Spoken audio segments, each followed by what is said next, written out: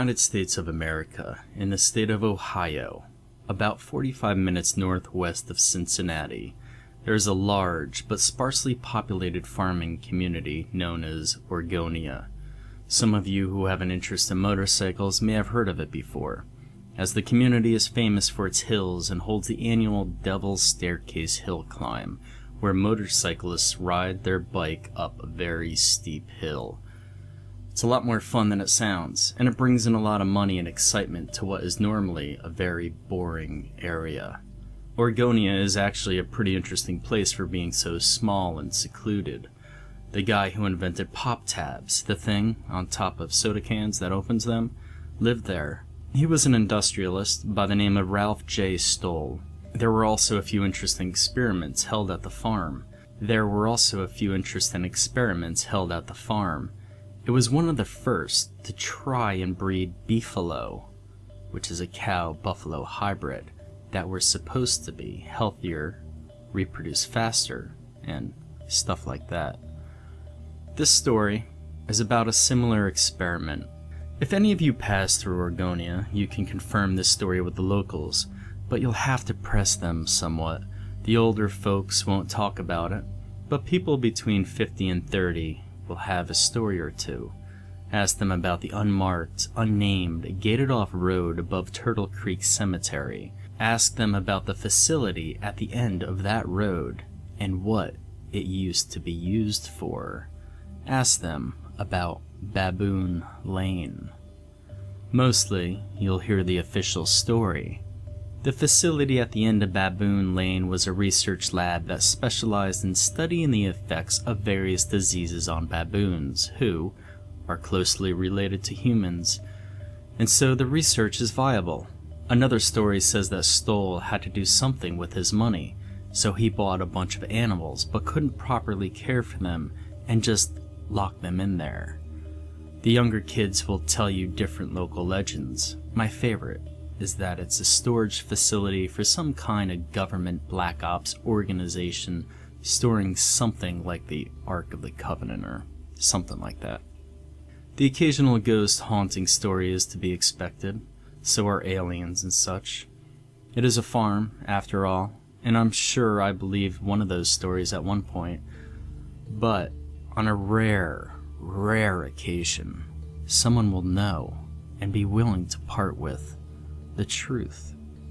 And when they do, you'll understand why it's so rare.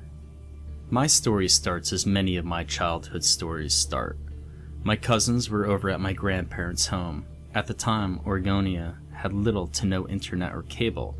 We actually had to play outside back then.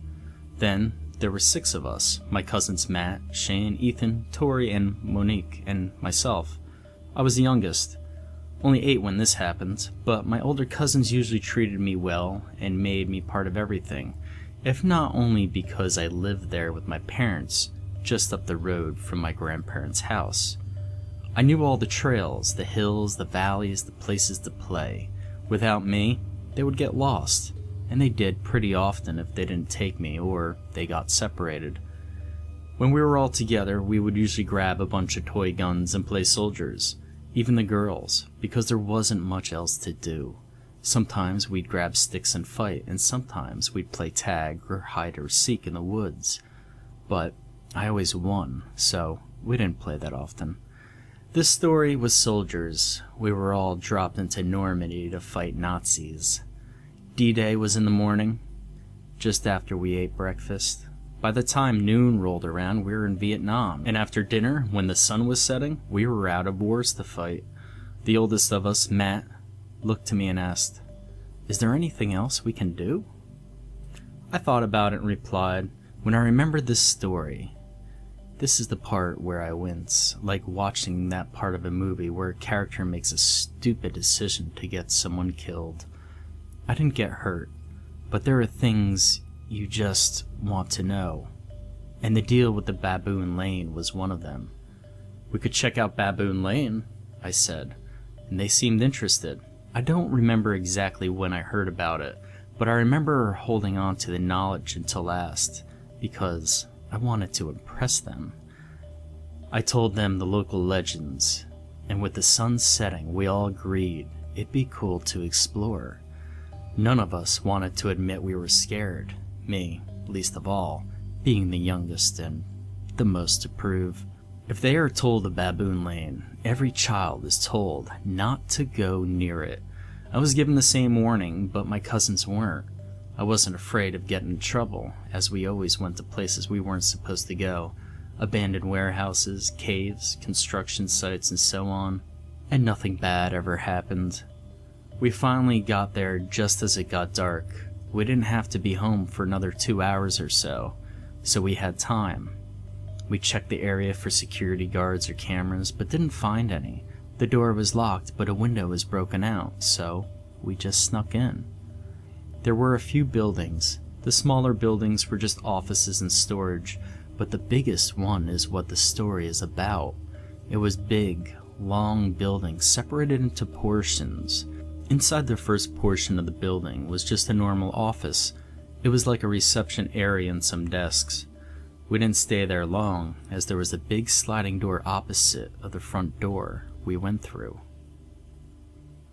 It was the size of a warehouse. In fact, I think they may have cleaned it out and used it for storage nowadays.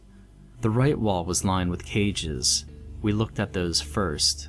Each cage was about 5 feet tall, 2 wide, and maybe 2 deep. Matt tried to get in. He was 14 and too tall for it, having to bend his head slightly. There wasn't enough room for him to sit either. The left wall had a lot of equipment on it, big machines that you see in old black and white pictures of military installations. Breakers, test tubes, big industrial sinks, and other lab equipment. There was a second floor. We poked around and didn't find anything. In the next section were offices, but more like work offices rather than some kind of reception. The next was a kind of a loading dock and warehouse. We poked around the work offices, breaking into desks. Whoever worked there had cleaned out in a hurry, as most of the contents of the desks were still there. And that's where we found it. It was the biggest office on the second story. It had a window overlooking the bigger laboratory section. The desk wasn't locked, just rusted shut. Inside were a few cigar boxes, and in one of them was a book. It was 1 part personal journal and 1 part official logbook. Some of the sheets had a kind of inventory, others looked like chemical formula, and finally, the journal entries. Most of the entries were illegible. Some water had gotten in at some point and messed up the ink. Some were fine though. My cousin Shane laid it out on the table and read what he could out loud. Most of the dates were from late 1959 to early 1960. Shipment of 60 baboons came in today from all over the country. One of the first ones said. Quite a few of the first entries were a lot like that. They had to have had a few hundred, but they could probably only hold 20 or so at a time. Baboon 19-5 was restless today, side effect of 020.1. There were a few like this. I remember another one was Baboon 42-1 died of 020.2 and so on. But the journal wasn't finished. It was only about 3/4 full.